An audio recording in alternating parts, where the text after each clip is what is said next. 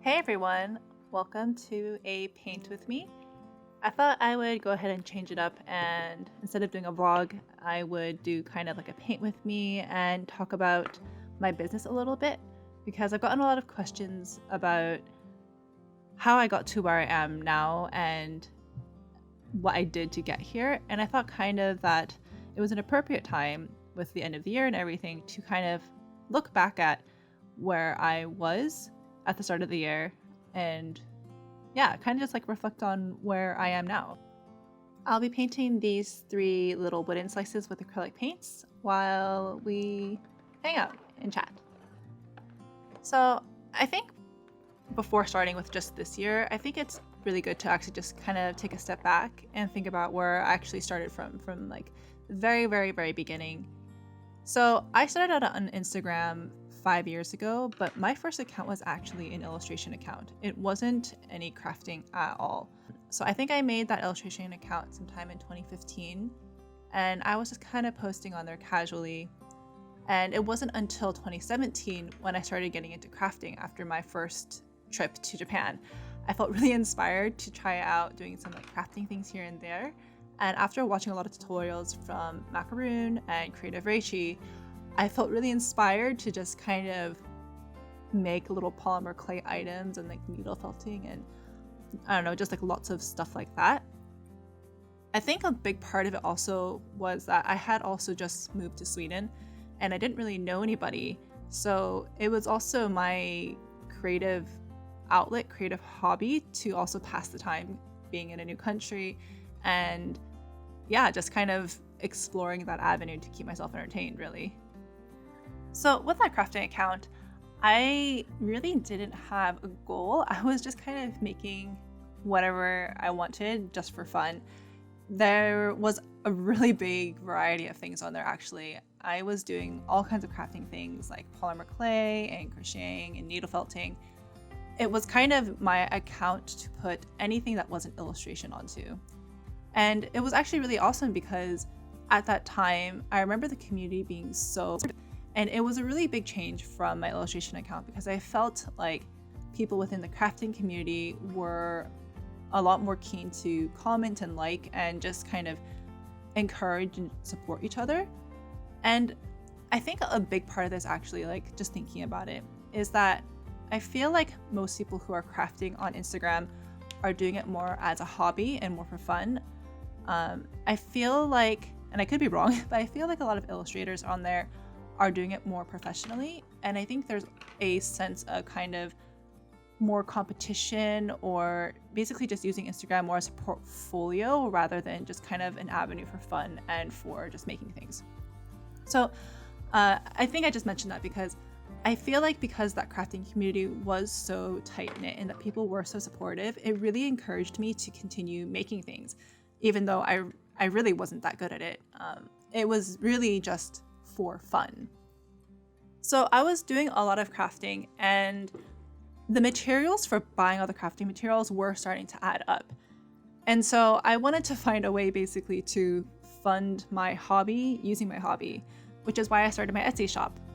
My original goal when I started selling things online was basically to cover the costs of my art supplies. I wanted to continue making things without breaking the bank. And so that's what my goal was. I just wanted to kind of break even. So I started an Etsy account, I think in 2016 or 2017. And the very first thing I ever sold was this polymer clay charm of this cactus. And I remember being super happy and I really wasn't expecting very much, but I found that there was actually a demand for these kind of cute little charms and there was a market for it. So I kept doing it to basically cover the material costs. And I was seeing very small amounts of profit, if any at all. My goal was still always just to break even, but I did start to see like a potential there that this really could be something. So I was doing this as more of a hobby / side business thing because I still was working full time. I still had a full-time job and I still have a full-time job now actually. But it wasn't until the end of 2019 when I decided that I wanted to see what I could do with my side business. I wanted to see if I could scale it and grow it and possibly do this full time in the future. Up until now, I had, been doing it as a hobby, and I think my account at the time was sitting around maybe just under 2,000 followers. I had actually hit 2,000 followers and then took a break from Instagram and then lost, I think, about 100 to 200 followers. So I actually went under 2K for a little bit. But when I came back, the community was so supportive and everyone was so lovely. I just felt motivated to try again and see what I could do with this. So it was a very, very conscious decision that in 2020, I wanted to make my business and see what I could do with it. At the time, my account was just kind of a hodgepodge of all of my random crafting things that I was doing. It had some crocheting, some needle felting, it had fan art, it had paintings, it had just all kinds of stuff on it. And I also had, like, I would say 2 very distinct styles that I was doing on that account. There was one style which I would call like a very cute kawaii style, with very round characters and pastel colors and like small eyes, so like the very, very cute kind. And then there was another style that was more my natural style. It was kind of, I don't even know how to describe it, maybe like more whimsical or charming or like illustrative, I guess. And so for me, in making my brand, I felt like I really needed to define which one I wanted to pursue for my brand, because to me, they were very, very different. There was a different market for both of them, and I needed to decide which market I wanted to go for. So I actually took a piece of paper and wrote down the pros and cons of each of them. With the very cute kawaii style, there are a lot of very fun things about it. It is a very fun style to do, and it is also very popular, but because it is so popular, it is also incredibly competitive. And I felt like that there were already so many people doing that and already doing it so well that there wasn't really a need for more of the same thing, if that makes sense. Like, I didn't feel like I could offer more in that market. On the other hand, there was the more illustrative style that I draw more naturally in. And I was really hesitant to follow this path to really do this because at the time I didn't really know other people who were like me or who were doing similar things to me. And so I didn't know if there was a market for it or if there was a demand for it, as opposed to the very cute kawaii style, which I knew was very, very popular, but at the same time was also incredibly competitive. Ultimately, I ended up going with my own style, mostly because it felt just more natural to me to do this, to build a brand off of. And also, I did want to be a little bit more unique. I wanted to make something that I knew that I could build. And even though I really like drawing cute kawaii stuff, I don't think that I'm the best at it.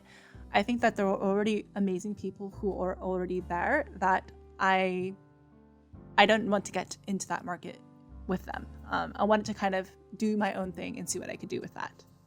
So after deciding the kind of brand direction that I wanted to go in, there was one other thing that I needed to do to kick off my 2020 year. If you've been following me for a long time, you may have known me on Instagram originally as Birdie Tam Handmade. I decided in 2020 I was going to change it from Birdie Tam Handmade to birdietam.art. I did this because I was trying to look at the future and see what I wanted to do, and I knew eventually I wanted to try doing some stationery or maybe some other kinds of merchandise, and there would be a point where I could no longer do things handmade. So I didn't want to pigeonhole myself into only doing handmade items, so I made the decision very early on to change that tag from handmade to just .art. That being said, I did end up making everything by hand at home up until the autumn.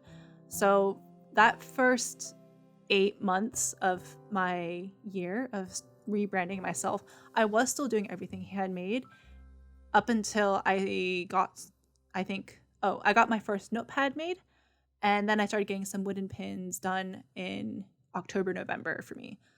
And I was really thankful that I had actually set myself up for this very early on to be able to eventually scale and grow, even though at the time, like 2 months ago, I was feeling really guilty actually about not doing everything handmade at home. But I was lucky enough that I started needing to actually do this because it wasn't possible to scale for me in the way that I wanted to while doing everything handmade at home. If you have seen my vlogs, you would have known that I was getting really, really stressed out actually trying to keep everything stocked and doing everything at home. And so it was one of the best decisions for me to start outsourcing some of that work so that I could free up my time to focus on other designs while not having to worry about keeping things stocked.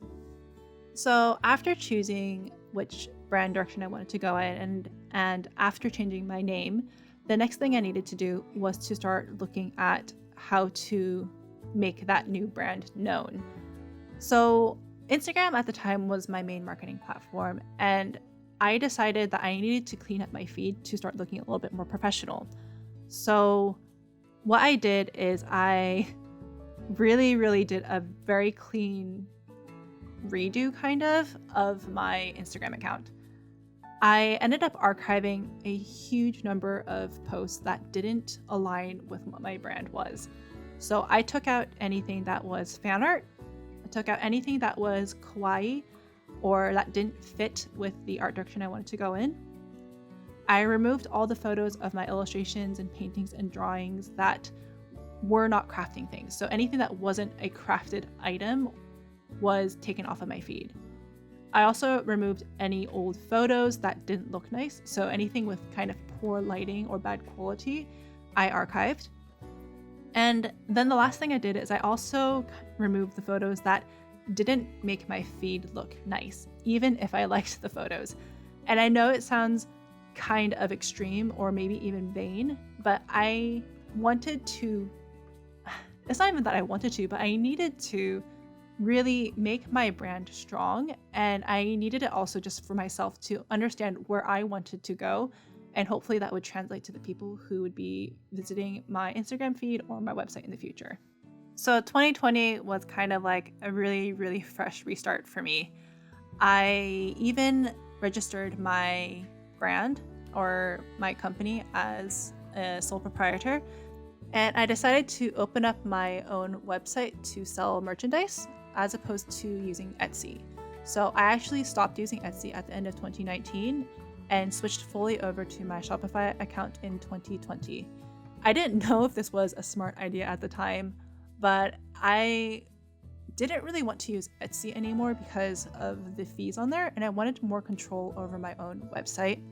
I wouldn't recommend this for people who are just starting out, and I'm not even sure I would recommend it to myself at the beginning of the year also. Because the thing that happens when you leave Etsy is that you need to be ready to do all of your own marketing, because there's nobody who's going to be marketing your work and your website and your stuff for you. If I'm remembering correctly, I think I was getting a decent number of sales on Etsy, and my Instagram account was starting to grow. So I think that I felt more confident in what I was doing.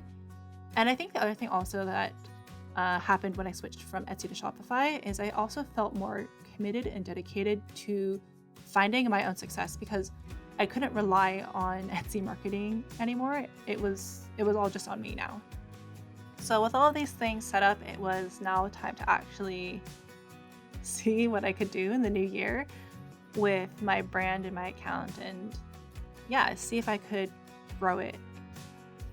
So there were some things that I did more consciously now. Before, I was kind of just putting whatever I wanted onto Instagram, and now I kind of was taking more effort to actually make everything look really nice. So it was like a combination of things. So for one, I started to edit my photos. I wanted my photos to look good on my feed, so I took the extra effort to take really nice photos with natural lighting and then did some editing on them to brighten them up and just make them look nicer. I also did a lot more planning as well. So it's kind of funny because I didn't know that people did this until I met my friend Andrea, and she had once mentioned to me very early on, before I even started my crafting account, that she planned out her Instagram feed. And I remember at the time thinking that she was crazy. I was like, I can't believe that people plan out their Instagram feeds. That's way too much effort. I can't believe that you do that. But I would say that this is probably one of the most important things that I have changed in my behavior of how I handle my Instagram account, and has actually helped me be more successful. So when I say planning out my Instagram feed, I mean actually planning out what the posts are going to look like ahead of time and what those posts will look like in my Instagram feed along with all the other things on that. Because the thing is that your Instagram feed is your brand, and when people look at that, they want to see something that looks professional and not just somebody who's doing it as a hobby. And so I think that actually taking the extra effort to make it look nice goes a long way for the amount of effort that you actually have to put into doing it. So along with trying to get a nice looking feed and post nice looking photos, I also took time and effort to research hashtags. So I was trying to make sure that I used up all of the hashtags that I could, because without hashtags, your post cannot get found on Instagram. And I wanted to use relevant hashtags that were trendy or popular, or basically hashtags that people were actually looking at and were relevant to what I was making.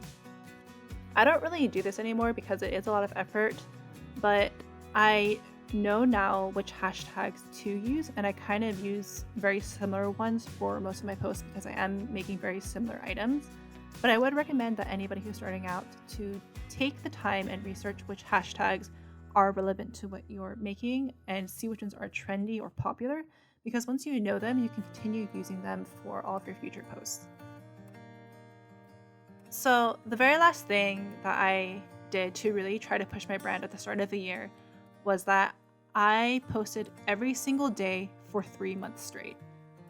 Instagram at the time was quite different than it is now, so I can't say for sure if this method still works.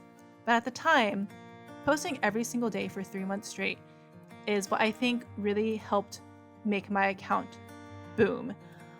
I think I gained almost 10,000 followers in just 2 to 3 months from posting every single day. And I was really committed to this. I would spend every Sunday planning out all of my posts for the week so I didn't have to think about them during the week. And I also scheduled them so I didn't have to worry about missing when they were going to go up. In terms of content, I was still mainly making guinea pig items, but then I kind of started to dive into making more handmade pins and different types of handmade pins. So I made some little wombats and bats at the very start of the year to raise money for the Australian wildfires, which, if you don't know or you forgot, that was still at the beginning of 2020 before everything else happened. But yeah, that's kind of when I started getting more into making handmade pins. And I think there is where I kind of found my niche, because after making the little wombats and little animals, I made some pigeons and seagulls, and they ended up being a huge hit. I didn't expect them to receive as much love as they did, but I kind of had tapped into this market of other bird people, and it was just like, it was amazing for me because I was really doing mainly guinea pig items, but now I had opened myself up into a new market of doing bird items. And so I stuck with it. I honestly rode the wave, and I still am, because I really love drawing birds and I love drawing animals, and there are people who love it too. And so I decided to lean into it. I was trying to still find my brand and establish myself, and I felt like, the people had spoken, and they were, giving me the motivation and support I needed to find where to go with my work and what I wanted to do. So I kind of did that throughout the year. I mainly stuck to guinea pig items, bird items, mainly handmade pins, handmade charms, with some ceramics thrown in here and there when I did have time to do ceramics. And that's actually when I started doing some stationery and stickers towards summer and the autumn. So I guess what I'm saying is I kind of did things really slowly to test out the market and see which things were successful. I get a lot of questions about which products did I know would be popular, and honestly, I didn't know. I just tried many different things, and I did everything handmade at home, which means I didn't invest much money into it, but it helped me figure out what was popular and what would sell and what people liked, really. That for me creatively was actually really motivating, because as a creative, you kind of want to do everything, but with people letting me know what they liked and wanted, it kind of helped me focus on a few specific things. So that was mainly my brand and what I had found to work really well for me and what kept me motivated and happy. I was making lots of really cute guinea pig items and making lots of little bird items and making kind of handmade pins and charms, jewelry, stationery, and then with like some cats and other animals thrown in here and there as well. I think around summertime is when I started to branch out even more, actually, from just doing merchandising and Instagram. So it was around summertime that I decided that I wanted to start trying out YouTube and to try out vlogging. I wanted to see what else I could do to grow and expand my brand. So I really was trying to see what I could do and was trying to use 2020 as a year of opportunity and exploration to kind of figure out what I could and couldn't do, really. So yeah, I was exploring the possibilities of YouTube. So I was doing some like vlogging, and then I also made the Cricut sticker tutorial because a lot of you asked for that, and I wanted to basically save you the headache that I experienced when I was working with my Cricut. And I'm really happy that I did those things because it forced me to kind of try new things and also just see what the other possibilities were out there. Doing YouTube, and even to this day now, has been a really big learning experience for me. I had to learn how to edit videos again because I hadn't done that since school. I had to learn how to be comfortable in front of a camera, learn how to tolerate listening to myself for hours on end while I'm editing and like looking at myself, because when I was first starting out, that was really uncomfortable for me. It almost felt like I was watching somebody else doing these things and it wasn't myself. It was really like a weird out of body experience. I think I'm a lot more comfortable with it now, and I'm much more comfortable with hearing myself talking because I have to listen to myself talk a lot when I am editing these videos. I guess what I'm getting at is that it was a really big step outside of my comfort zone, and I feel like I have learned so much and have grown so much just personally and for my business, I guess, within this year. I forgot to mention that along with starting YouTube, I also ended up starting a Patreon, which was something that I really wasn't sure that I wanted to do because I was afraid of committing to more things. But at the same time, I also wanted to find a way to better connect with you. And I felt that Patreon was a platform that was unlike any other platform in that it was just a really amazing way to have a direct connection with other people. And with Instagram, I feel like it's really easy to get lost in just all of the content that is on there.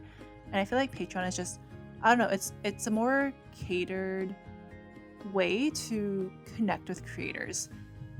There's definitely still a lot that I need to learn about Patreon, and I'm still trying to find out the best way to handle content on there. I think in the coming year, I want to start focusing on more behind the scenes content, maybe doing some more sketchbook tours and stuff like that. I would really love to do exclusive videos, but because of my full-time job, I just simply don't have the time to do 2 videos in a week. So I think what I want to do instead is just kind of more, I don't know, sketchbook tours, but like photos of them and maybe some blog posts or stuff like that. I'm still trying to figure that part out, but if you have any ideas, please let me know. So I was actually lucky enough to have experience trying out running my business full-time for 2 months when I was between jobs. I have another video on that and all the things I learned in those 2 months, and I don't really want to get into that again here, but I know that there are still a lot of things I need to figure out and that I need to do and organize before I can really do this full-time, I think. I feel like this year has been a really good year for exploring all these possibilities and trying out different things because I also had the safety net of a full-time job. And it was a lot of work to balance both of them at the same time, but I don't feel like I would have been able to do all the things that I had been trying and experimenting without, being able to fall back on my full-time job in the case that anything did go wrong, or if, I don't know, if I invested in something really heavily, that just kind of fell flat. I'm really happy to say that I think that all the hard work that I have put in this year has paid off. I started the year sitting around, I think, maybe 2,000 followers on Instagram, and my account right now is sitting just under 40K. I still can't believe that I have that many followers on Instagram. It still feels unreal to me, and there are days when I'm wondering, like, how many of you are actually bots? No, but really, I am really, really thankful. I think I originally had the goal of 10K followers at the end of the year, and I have surpassed that beyond what I could have ever imagined. With YouTube, I had just hit my 1,000th subscriber on YouTube, so thank you so much. And I just started TikTok, and I have like 10 TikTok followers. I'm branching out slowly. This year has just been such a huge year of growth for me, both for my professional business and for me personally. There have been a lot of ups and downs, but I've learned a lot, and I think that by having the opportunity to explore and just try out these different social media platforms and different kinds of merchandise this year has really helped me figure out kind of the direction I want to go in, sort of. It's kind of interesting because looking at 2021, there is the unknown of what the next step is going to be. Because my original goal this year was to kind of try to explore what my brand would be and try to define what that was and find my market. And I kind of feel like I have a better idea of what that is now. I think the next step for me is to really start thinking about how I would want to scale in the future. So I don't know if I've mentioned this before, but the thing I've been really thinking about recently is kind of how I want to grow my brand or my business for the future. So right now I'm kind of thinking about it in two different ways. I kind of see two different avenues for myself. On one hand, I see the possibility of pursuing a merchandise kind of path. So really focusing on making new kinds of items and pins and stationery and physical items that I sell on my store. On the other hand, I have been kind of really enjoying and playing with the idea of possibly being more of a content creator. So really focusing on making more things for YouTube and focusing on Patreon and TikTok and Instagram and basically being a content creator. And it's not to say that I can't do both. I know a lot of people who do both and who do both very successfully. But for me, because I still work full time, I don't know if I have the capacity to be both an online shop and a content creator. It is a lot of work, and I already don't sleep that much. And it'll be really, really hard for me to balance. So this is something that I need to figure out for myself in the coming year of what I do with that, whether that means I just choose one or the other, or if I decide to only have a full-time job, or if I decide to just only do my business. I don't know yet. It's really up in the air. The other thing I think I also need to factor in and just be realistic about is that COVID-19 has severely impacted the way that small businesses work, and I kind of predict that the next year will also be a little bit rough because of just markets and fairs not opening up yet. And I was supposed to do a bunch of markets and fairs this autumn, but they all got canceled, unfortunately. But yeah, just with the unpredictability of just where we are with the pandemic right now, it makes it really hard to know what the right path is. So currently I'm just kind of taking it one step at a time. I am planning a really big shop update in January that I'm super excited about because there's a ton of new merch coming in, and I have a ton of YouTube videos I have planned out. I just need to find time to sit down, edit, and put them all together. It has been a really crazy 2020. Learned a lot. It was hard, ups and downs. Yeah. Hopefully I can figure out what I'm doing in 2021. Because honestly, I'm not really sure what I'm doing. So yeah, that's kind of the journey of my business from when I first started out to the start of 2020 when I decided I wanted to see what I could do with it, to where I am now, which is still trying to figure it out. But I hope that gives you some insights into where I was and how I got to where I am now, and even what I'm thinking about for the future.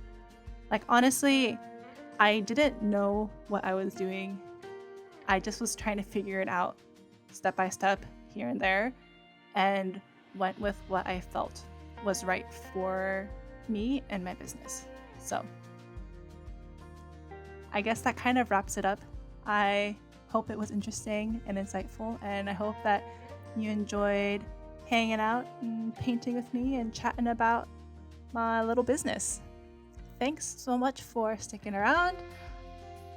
If you have any ideas or questions for other kinds of Q&As or themes or other stuff you want me to talk about, let me know down in the comments.